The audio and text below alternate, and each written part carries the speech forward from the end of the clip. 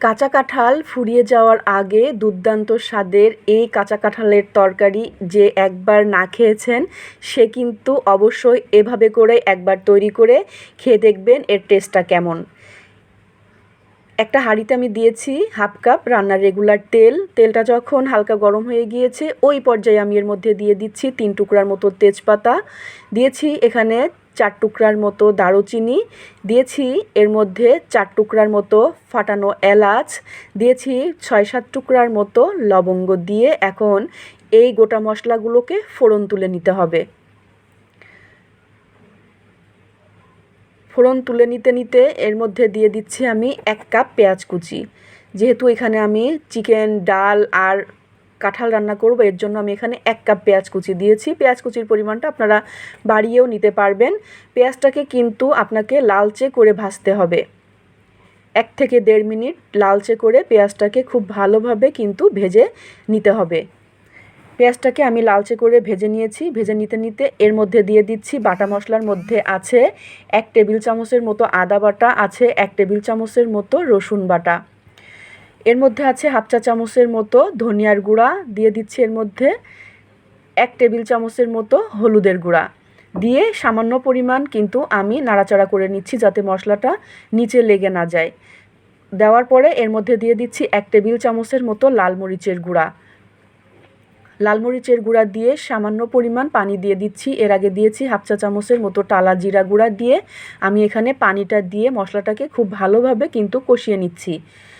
খুব ভালোভাবে যখন মশলাটা কষাতে কষাতে একটা পর্যায়ে দেখবেন মশলার উপর থেকে তেলটা উঠে আসবে, ওই পর্যায়ে আমি আগে থেকে রেডি করে রেখেছিলাম বুটের ডালটা আমি 6 থেকে 7 ঘন্টা ভিজিয়ে রেখে তারপরে ডালটাকে আমি ছেঁকে তুলে নিয়েছি।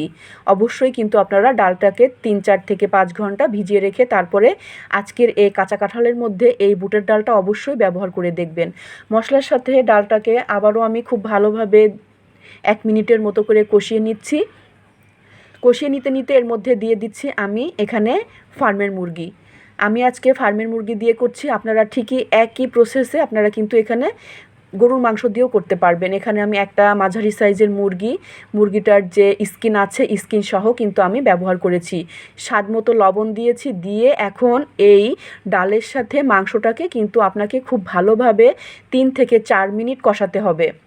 যেহেতু ডালটা আগে থেকে ভিজানো ছিল এর জন্য ডালটা সিদ্ধ হতে খুব বেশি সময় লাগবে না। মাংসর সাথে খুব ভালোভাবে যখন আমি কষিয়ে নিচ্ছি, তেলটা যখন উপর থেকে উঠে এসেছে এই পর্যায়ে দিয়েছি হাফ কাপ আস্ত রসুন। আমি গোটা রসুন এখানে ব্যবহার করেছি, দিয়েছি প্রায় 10টার মতো কাঁচামরিচের ফালি। এই রসুন আর কাঁচামরিচের ফালি কিন্তু আপনাকে অবশ্যই এই পর্যায়ে ব্যবহার করতে হবে। এখন খুব ভালোভাবে যখন কষানো হয়ে যাচ্ছে ডালটাও একেবারেই কিন্তু সিদ্ধ হয়ে গিয়েছে। ডালটা যখন সিদ্ধ হয়ে গিয়েছে এই পর্যায়ে কিন্তু আমি এর মধ্যে হাফ কাপের মতো পানি ব্যবহার করে আবারও কিন্তু ডাল আর মাংসটাকে খুব ভালোভাবে কষিয়ে নিচ্ছি যাতে করে এই মশলার কোনো রকম গন্ধটা না আসে। খুব ভালোভাবে আমি কষিয়ে নিয়েছি। পানিটা যখন টেনে এসেছে উপর থেকে তেলটা উঠে এসেছে এই পর্যায়ে আমি আপনাদেরকে দেখিয়ে দিচ্ছি যে বুটের ডালটা কতখানি সিদ্ধ হয়ে গিয়েছে। একেবারেই কিন্তু ডালটা নরম হয়ে গিয়েছে। ডালটা খুব ভালোভাবে যখন সিদ্ধ হয়ে গিয়েছে, মাংসটাও একেবারে সিদ্ধ হয়ে গিয়েছে, এই পর্যায়ে কিন্তু আমি এর মধ্যে আগে থেকে একটা ছোট সাইজের আমি কাঁঠালটাকে আপনাদের সাথে শেয়ার করিনি। কাঁঠালটাকে আমি ছোট টুকরো করে কেটে লবণ আর সামান্য পরিমাণ হলুদ দিয়ে ভাপ দিয়ে নিয়েছি। নেওয়ার পরে এখন এই ডাল আর মাংসর মধ্যে কিন্তু কাঁঠালটাকে দিয়ে খুব ভালোভাবে কষিয়ে নিতে হবে। এই মাংস আর ডালের মধ্যে কিন্তু প্রায় 4 থেকে 5 মিনিটের মতো করে চুলার আঁচটা মিডিয়াম করে রেখে কষাতে কষাতে কিন্তু এই কাঁঠালটা সিদ্ধ হয়ে যাবে। সিদ্ধ করে নেওয়ার পর এর মধ্যে দিয়ে দিচ্ছি আমি হালকা কুসুম গরম পানি পরিমাণ মতো।